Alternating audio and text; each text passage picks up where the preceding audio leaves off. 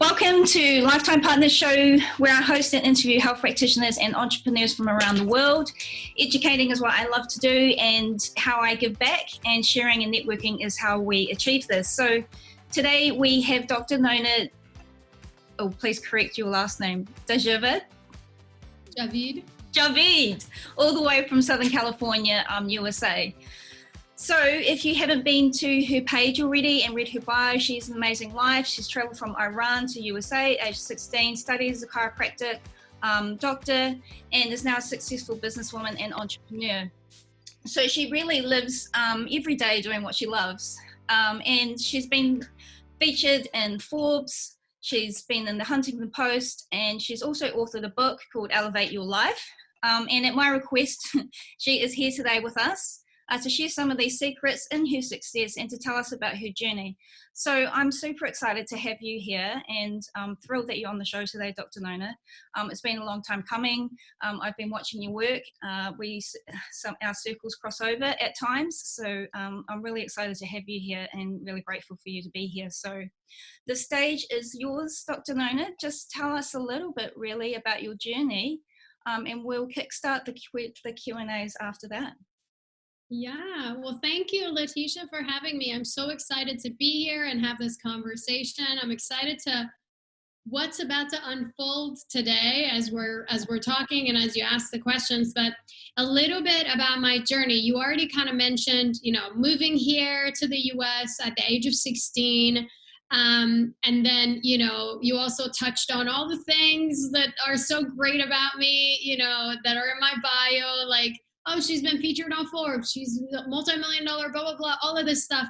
But I think what's in between is probably the most important piece of it in anyone's life, not just in mine, but which is why I'm so excited to share this with you, because people will see others who are successful and they think of them as this is an overnight success. Like, oh my gosh, she's doing all this stuff, especially with social media today. But it didn't always start out like that. I was 16, I moved here from Iran to the United States, didn't speak a lick of English. Wow. And I was thrown into high school 2 weeks later. So for 2 months, I kid you not, I literally did not speak a word of English because I was like, I'm going to say it wrong. Of course, I have all this teenage hormones that are going on at the same time. I want to be liked. I want to fit in, even though everything about my appearance, everything about who I am and what I do just absolutely does not fit into a high school in the United States. And for 2 months, didn't speak. And finally, I started to speak the language. And also at the same time, speaking of not fitting in and speaking of sort of being bullied and experiencing also poverty at the same time, like as my family, because when you move from a third world country, we came here with all of our savings. My parents, they just brought in their entire life savings. But by the time you get here in the US, that to convert that to dollars, it's like it will last you a month, will last you 3 weeks. So all of a sudden you move from, a middle-class family in Iran living semi-comfortably, and now you're in the United States. Not only is it a culture shock, not only do you not speak the language, but also you are living, like all of you are living in one little spot. You're like barely trying to figure out if you can feed yourself next or what's the cheapest food you can get so that you can make this money last. And so I realized quickly enough at 16 that my way out of this situation, all of the stress that I was going through was that I needed to get a job. It's just like any other 16-year-old. It's like they want independence from their parents or whatever. So I got a job at a fast food place here in the US. And it was my first job. Actually, it was my first of only 2 jobs I've ever had. But I got that job, and Letitia, I don't know if you've ever heard my story, but this is where it gets kind of comical. I'm working at this fast food place and serving people food, and the most popular girl in my high school, like cheerleader, blonde, straight hair, basically like complete opposite of me, walks into the fast food place. And here I am, so embarrassed that I have to serve this girl that was part of the problem. I served the girl that I had to do that, or as my 16-year-old brain is thinking. Yeah. And so I served this girl. And then when she left, she was there with a bunch of really popular friends and really pretty friends. And she left some pennies on the table as her tip for me. Man, my 16-year-old heart was broken. I was like, I am worth nothing, right? And I fortunately enough, I had the foresightfulness, I guess, of trying to see how I could turn the situation around.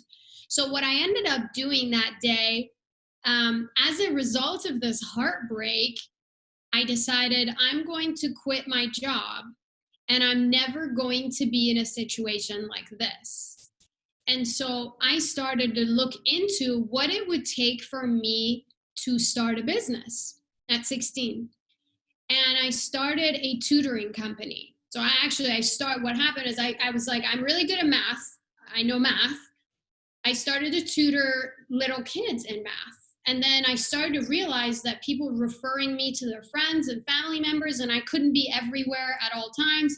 So this is where my entrepreneurial brain sort of developed into, I can hire somebody and pay them a portion of what I'm getting paid. So anyways, I had this whole underground tutoring company at 16 and then 17. And as a matter of fact, all the way that paid for some of my bills at Berkeley while I was going to grad school, undergrad, and then at chiropractic school as well. It just kind of continued that journey.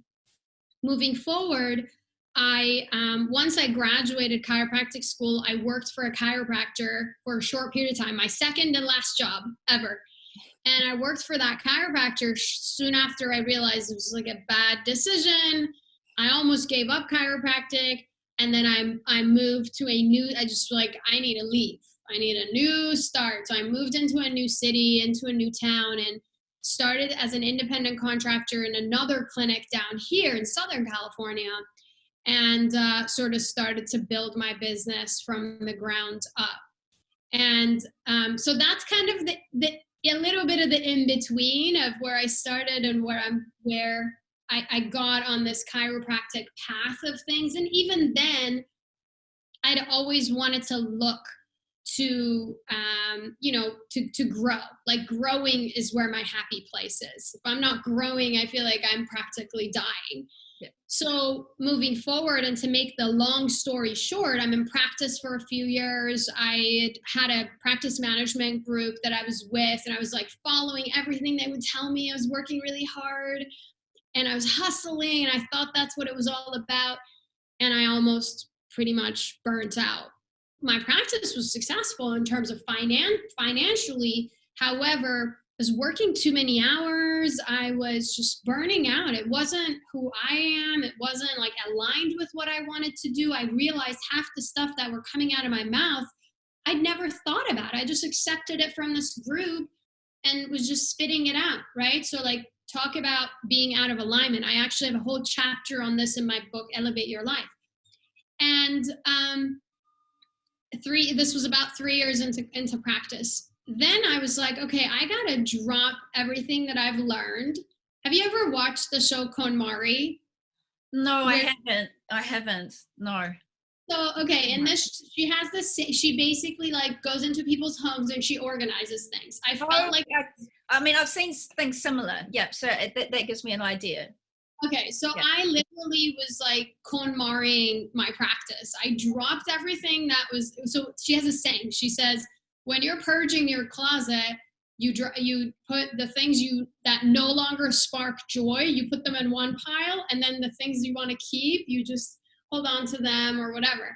This other group where you no longer sparks joy, you put it in this pile, you're grateful for it, you're like, it served me well, but it's time to move on. Yeah. So I had to do that with my practice, and so I had to do that with every system, every script, every conversation, every branding, the message, all of that. I did that, kind of like change things up. And now I started to create this thing that now I teach chiropractors and entrepreneurs to do, which is I started to create a part-time $1 million cash-based clinic. So I knew I wanted it to be part-time because I wanted to be a mom and I wanted to travel and I wanted to do things, didn't want to be a slave to my clinic. I also wanted to work. I wanted to make good chunk of money. So my goal was to make $1 million practice, and I didn't want to take insurance. So those sort of became the cornerstones of what I wanted to create. And now I teach chiropractors how to do exactly that, and as well as entrepreneurs, and to some degree as well. Great. That's kind of a long story. No, it's probably a very short version, but it's a good version. But I think when you were talking about, what is it, Dalamare, is that how you? Omari. Yeah, that's I think that is almost an entrepreneurial trait, as I should say, or it's in our DNA or our personality, that we're just always wanting to grow, to improve. And some people have that natural ability to just go in and change things up like that, and a lot don't. So, you must have quite a creative flair as well when it comes to vision and ideas. So that's really good. Yeah, thank you. I agree with you. It's definitely an entrepreneurial thing. Otherwise, you wouldn't be an entrepreneur if you don't have it in you to grow, because it's painful. Yeah, I mean, I never looked at it as that there was actually a term, entrepreneur. I always had a negative viewpoint of what an entrepreneur was, but as you grow and learn, you realize that it's these things that we just want to take things and make it better. Really, that's what it is. But it's good that you decided that you wanted to work on your business and not in your business, and I think that's the key there, and that's what you've obviously you've achieved that. So that's fantastic. Something I'm working on as well, and no doubt there's people in the audience here listening as well that are probably looking at the same things. So okay, well, are you ready for some questions moving forward? I've got quite a few for you. I'm ready. Yeah, you're ready? Okay. So, I suppose, I'm not a young entrepreneur. I've owned businesses as well. I've, been looking at opening my own practice over sort of the last couple of years as well, after working in other people's businesses. So, I'm sort of on that pathway as well. But I think you've already really gone over what the turning point was for you, like when you really decided that working in your brick and mortar business just wasn't either one enough, or it was sort of, I think really is what really was the decision, or what made you decide to sort of take it in that different direction. Even though now I've heard your story, you already had it sort of there. So you were already a natural teacher and educator by the sounds of it. But was there something specific at the time or in your practice that made you decide to sort of go back into that again, or?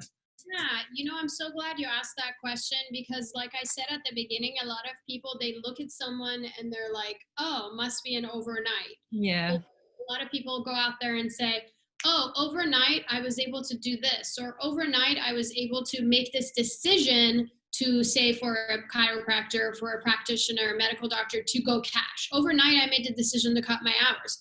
Mm-hmm. While that decision might be an overnight decision, to get to that point of making that decision is actually almost always a long, tiring, frustrating journey. So I think when I look back, like you asking that question, look back at the decisions that I make or the changes I made inside of my business, and still to this day, the decision to fire somebody, the decision to hire someone, to move forward with a specific marketing strategy or whatever, you end up making those decisions when you are feeling like, I am sick and tired of what is in front of me, or what is no longer serving me, no longer working for me. And in that, you end up moving forward in a different direction. I almost always feel like you have to get to a place of real frustration before you can start to like climb up the hole that you've dug yourself practically.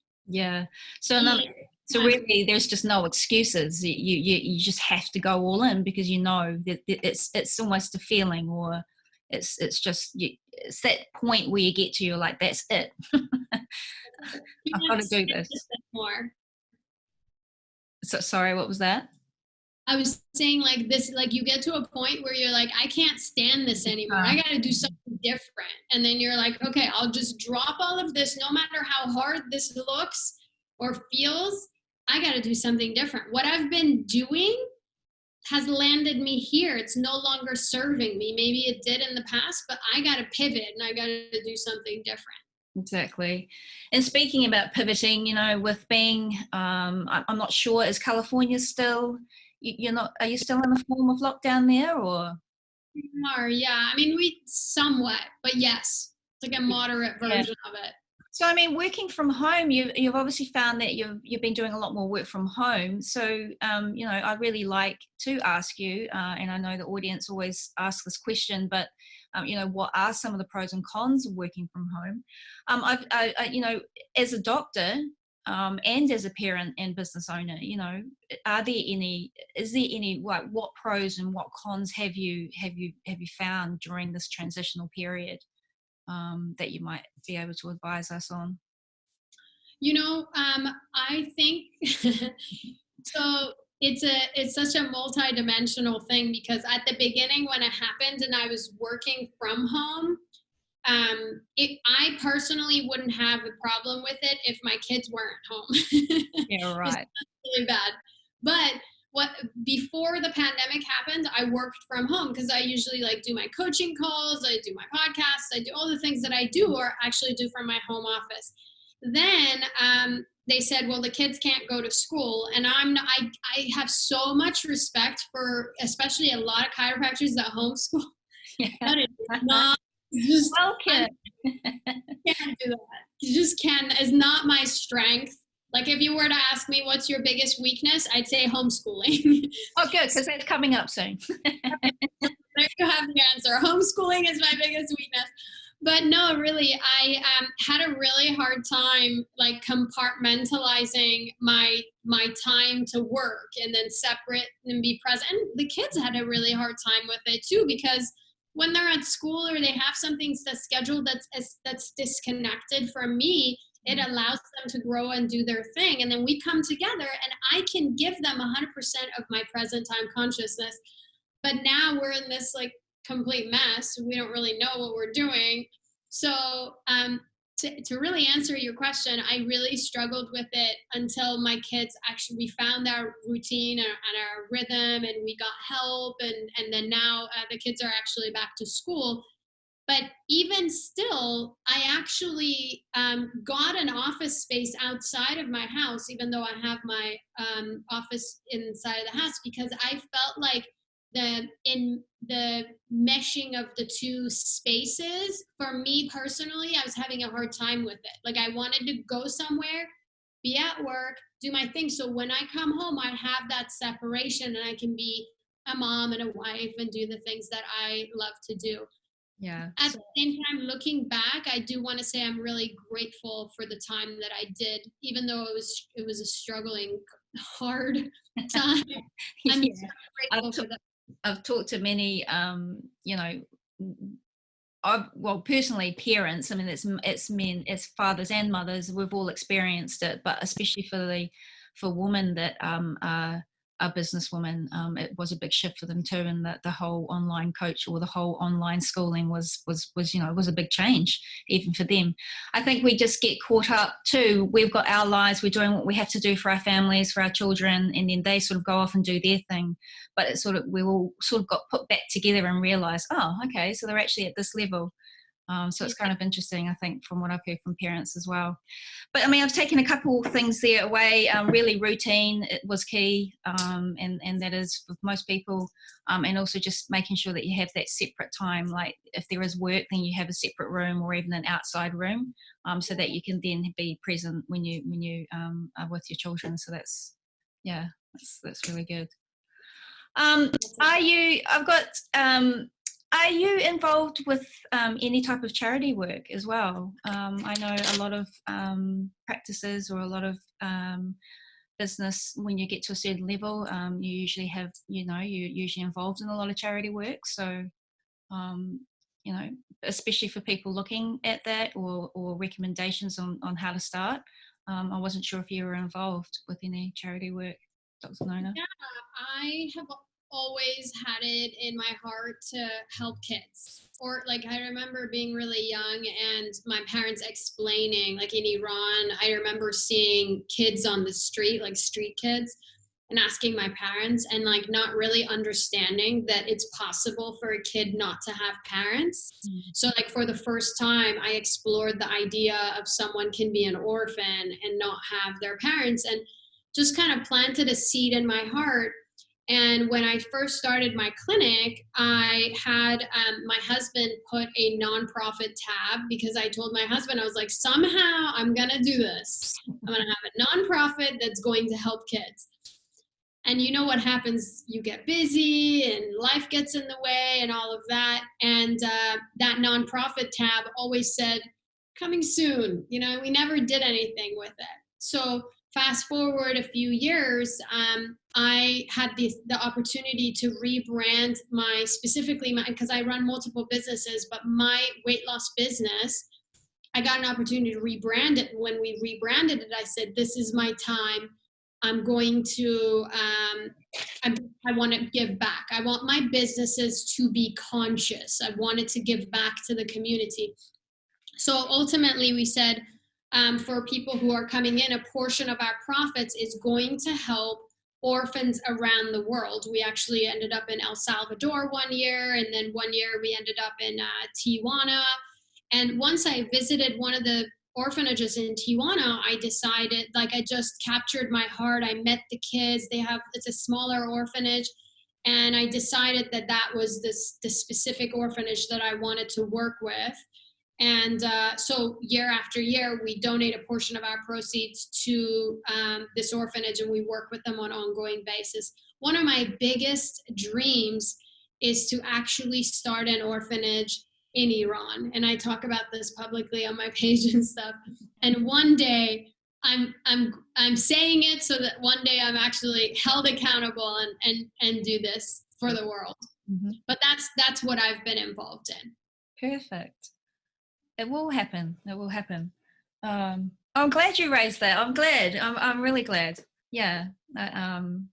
It's a good cause as well, for sure. And I think I don't think people realize, you do realize, like you see people, like you're saying, it was sort of when you're young, you don't quite understand the consciousness of it. But yeah, no, it's a really good cause. So I'm sure it will work out. Might be able to put you in touch with a few people, Dr. Nona. Yeah. Yeah.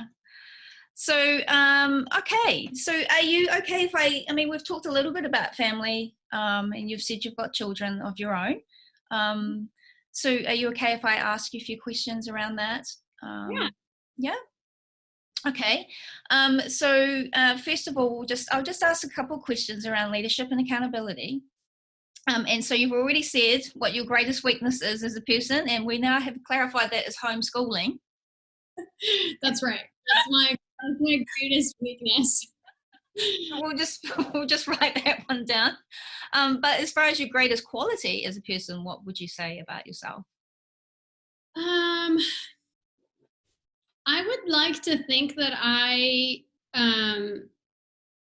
don't know, man. It's so hard to. It's so hard to talk about you. I would say perseverance. Like, parents. Yeah, I keep telling myself, if you just keep doing what you're doing, just keep one foot in front of another, like all you need to know is the next step. What do you need? What can you focus on? So I have those conversations with myself all the time that I feel like it just keeps me focused. Good. Yeah. So perseverance is good. Yeah. And just staying on task and not thinking too much about the things that aren't in your realm of changing. But yeah. Okay, good. Okay, so let's go to what flaws do you think that you have in your business or life? Okay. For me, it was definitely finances in the start. I was terrible with numbers, but yeah, I was good at everything else. I was good at getting things done and making and prioritizing and taking action. But yeah, for you, what do you think your flaw would be? I think it's hard for me to pick a flaw right now in business. I've definitely overcome. I can give you like so many that I've overcome, but so I'll tell you one. Okay. If I look back to when I first started my business, I had because of my experience in poverty and because of what I'd experienced, I had such a hard time like investing in my business. So I I just like bootstrapped everything. I had to like, oh, let me make some money and then I put it in my business. Let me say make some more money and I would put it in my business. I like one of my biggest accomplishment was like I never took out a loan, you know.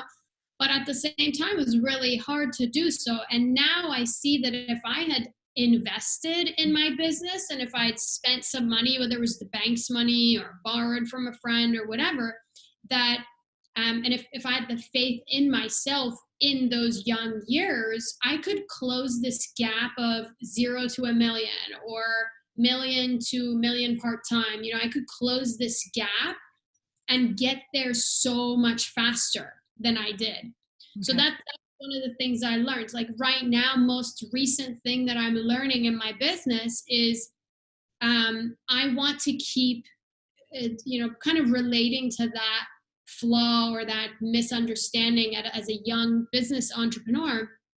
Now, I want to invest. I want to keep investing. I want to spend more money than I'm comfortable with. I want to break my money pattern. Good. So that I can close this gap, because you start to look at your business and you think it's real. You realize you can grow your business 5%, 10% every year. Like if I told you that, if I told any other entrepreneur, they'll be like, yeah, that sounds about right. Like 5 to 10% every year, right? Depending on where you are. Like if you're starting, you could grow twice, right? But if you've had an established business, you've had it for some time, then it starts to grow incrementally.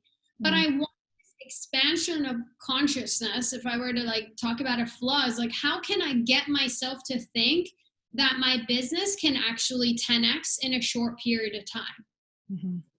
So I would love to work on that and see that as such a possibility that's so real and so tangible, just as much as the 5% or 10% is. How can I 10x this? Well, part of this is like spending money and investing money where it makes you uncomfortable. So that's what I'm trying to overcome in this moment right now. That's great. So I suppose that really is that's huge. And 5-10% growth, that's quite a lot. Like you're saying, businesses can tend to just sort of plateau a little bit, can't they? And you just very slowly. Right.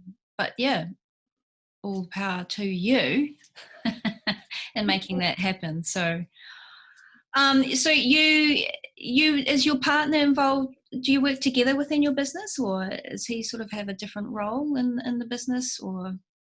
Yeah, we sort of have, my husband and I run like parallel companies and we sort of touch base here and there. So we run master classes together here and there, but he has his own company. I have my own company. We just happen to like come and, in a parallel and meet in the middle somewhere. Yeah, cool. So you work together quite regularly, because one of the questions that I always ask people, especially when they're couples and they're working together, is what are some of the things that annoys you the most about your partner? What is, as far as business, what's some of the things that annoy you the most? You have time for this? No, just one. You don't have to answer that either, so I always just put it in. So. Okay. Man.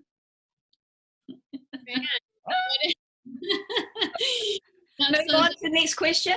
I got to give you an answer. Like I'm not a quitter, but I got to be political about it. Yeah.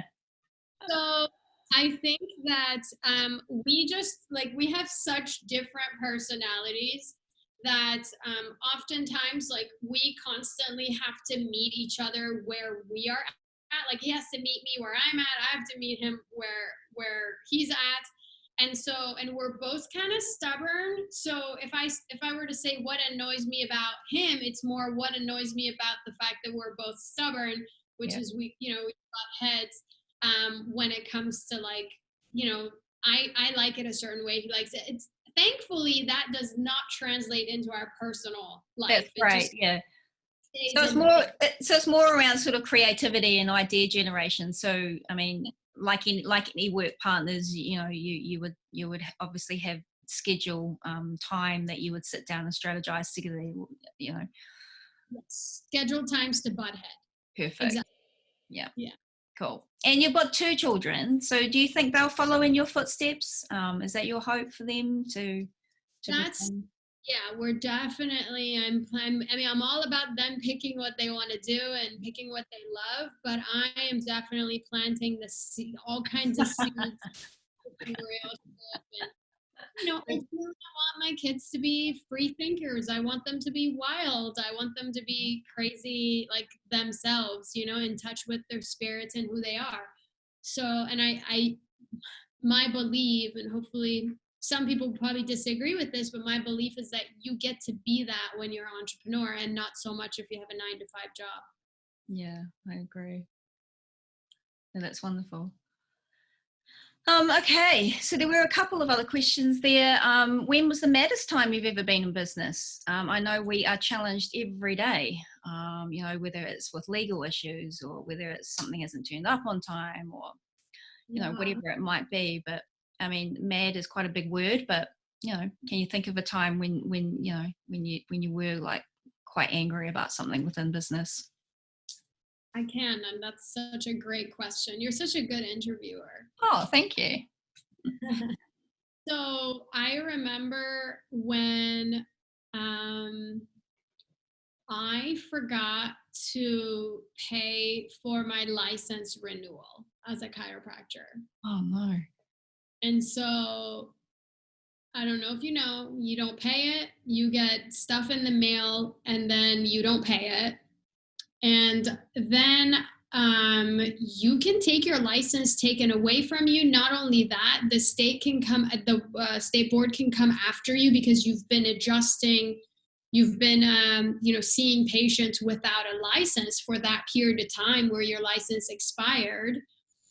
And somehow I missed the notifications, and I guess in Oh, my I yeah. handed it to my office manager, said pay this, and it somehow didn't happen. And so that's the maddest I have ever been at myself. But it all worked out fine. I wrote a letter, explained to the state, like, here's why it happened. And like, listen, I speak on stages, I teach chiropractic, I love the chiropractic. I gave my sort of really, really, I'm sorry, like, I'm begging you not to make me retake the boards or like come after me for anything. And then they reinstated my license, no problem. Oh, well, there you go. So, yeah, I could see how that would make you a little bit, probably more so with yourself. So it would have been a learning point for you as well. Yeah, absolutely. If you're delegating as well to people. Mm-hmm. Mm-hmm. Great. Okay. And well, that's pretty good. I think, I mean, one of the questions here was your biggest highlight in business or life and practice. But I mean, we've really touched on quite a lot today. You're achieving so much, and it sounds like you're well on the way to where you want to be. So that's really good. Yeah, I really, really, I just appreciate your time here today. I know you're busy, and I know time is precious. Every 5, 10, 15 minutes is precious. So I really appreciate that. I know that you're currently working on a new program as well, a training program. And was just wondering who can join that. Is it for entrepreneurs, business owners, general, or is it specific for doctors and chiropractors, or do you really keep that separate, or how do you work that? Yeah, I have 2 programs. Actually, one is for chiropractors and one is for entrepreneurs. Great. So one for chiropractors is really easy. It's milliondollarchiros.com, and it's a master class that I run. The master class itself, it's free, but I also have a mastermind for chiropractors who qualify to go into that mastermind. And we have weekly sessions, because your circle of influence is so important. And of course, we break down ideas on specific to chiropractic businesses like communication, day one, report findings, breaking down to patients, things like that. Okay. And then for the general public, meaning entrepreneurs, not the general public, but entrepreneurs specifically. I run a master class with my business partner, Dr. Chris Zano, and we that's more for high level entrepreneurs, and we do various topics. Right now, our focus heavily is on getting people to realize their potential. And so it's a 7-day master class. I don't know if this podcast will be live for that, like in time for that, but it's coming up on March 1st, but we will have continuous master classes, and you can get more information on potential.zone. Okay. For that. Potential.zone. That's okay. I can put all this into the comments here as well. I know it's not too far. What's the date? Yeah, we should be 1 week from today. Yeah, we should be right by then, so that may help too. Oh no, well that's good. I really wanted to know that. Was it separate and how you were running that? So that's good. Look, I do what I like to play this game. It's called 10 out of 10 success, and it's where it's like a little bit like speed dating, you get to basically answer 10 questions as fast as you can. So there's no thinking involved. It's just pure instinct, and just letting the answers come to you in the time and in real time. And so it's really just how you rate yourself on a spectrum of 1 to 10. So you can say no, I'm happy with that, but how do you feel about that? She says, it sounds interesting. Sounds fun, let's do it. Okay, let's do it. All right, so 1 out of 10 then, being, so 10 is the most high, 1 being not so happy. How would you rate your happiness and fulfillment in life right now? 8. Good. What's the biggest misconception by people? Well, I know there's misconceptions about your profession sometimes. Does this annoy you? 1 out of 10? 9. Yes. Looking back, how would you rate yourself, or even now, actually, let's do it in the present moment. How would you rate yourself in business right now? 1 out of 10? 8. 8. As a human being? That's so hard. 7. It is hard. And the greatest flaw as a human being, where would you rate yourself? Like, greatest what? Flaw. So how would you rate it right now? Like, are you working on it? Like 1 out of 10? Okay, so like 7. 7. Okay.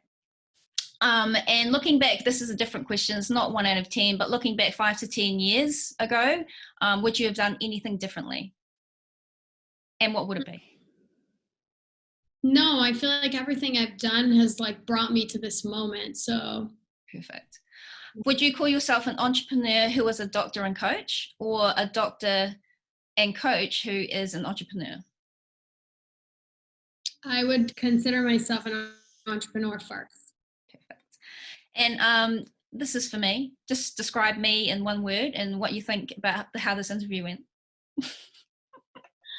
Oh, you didn't tell me about this question. 1 word I would describe you as intelligent. Like, you're very intelligent. You are sharp. You can pivot. This conversation alone threw so many random things at you, because we never had conversations about this in our pre-meeting or anything like that. You just ran with it.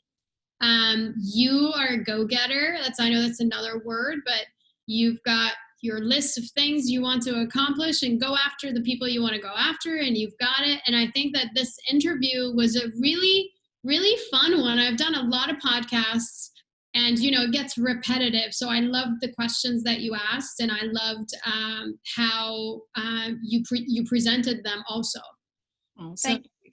I won't take all the credit. I do have a coach, and he's very good at interviewing, so one of the best. But thank you. I appreciate that. And they were really kind words as well. So, yeah, I mean, I still get nervous. It's interesting. I was talking to someone last night, and someone like yourself who's done a lot of podcasts. This is kind of new for me. This, you're only my 9th or 10th interview. But, we were talking about how you get nervous, when you go on speaking, and does it ever stop, depending on the level. And it never does. I think that you always just have to step up at the moment, and it's always just going with the flow. And I'm just trusting enough in yourself, I think, to really make that work. And I don't think nerves ever stop. I think it's, you just look at it more as excitement, and you just take it in the moment. That's right. Yeah. So one last thing before we finish up here, I know you're busy. You've got a book there, and you mentioned it before, and I was quite curious about what it really is about. And is it available on Amazon, or is it something that we can go and purchase directly from your page, or how does that work? Yeah, the book is called eLIVate Your Life, and it's actually spelled eLIVate. Okay. And the reason for that is because each of those letters, they actually stand for 7 different things, which I've broken down into like what leads to transformation. Right. So transformational. Perfect. Yeah, and it is available on Amazon too. Perfect. Oh, good. All right. Well, all my viewers, I'm sure we will go there. I definitely will go get a copy myself now that I've heard about it. So, is there any last things you'd like to talk about here or to mention, Dr. Nona, before we finish up? No, I shared a lot more different things than I normally share on podcasts. So I appreciate that. Makes it fun and exciting for me. And thank you for the opportunity to be on your stage. Great. Okay, so we will hopefully we'll do a few more of these. This was, like you said, it is a little bit different. It's just getting to know you as a person, getting just feeling that authenticity, who you are, and then I'm sure we'll be able to do a lot more moving forward. Then more about the business aspect of things and coaching as well. Yeah, right. Absolutely. Good. All right. Well, thank you. It's evening over there at the moment. Almost 3 o'clock. 3 o'clock. All right. Yep. So I'm heading off to lunch now. So it's my lunch here. But thank you again for joining here today. And I will definitely be talking with you soon. So thank you. Thank you for having me.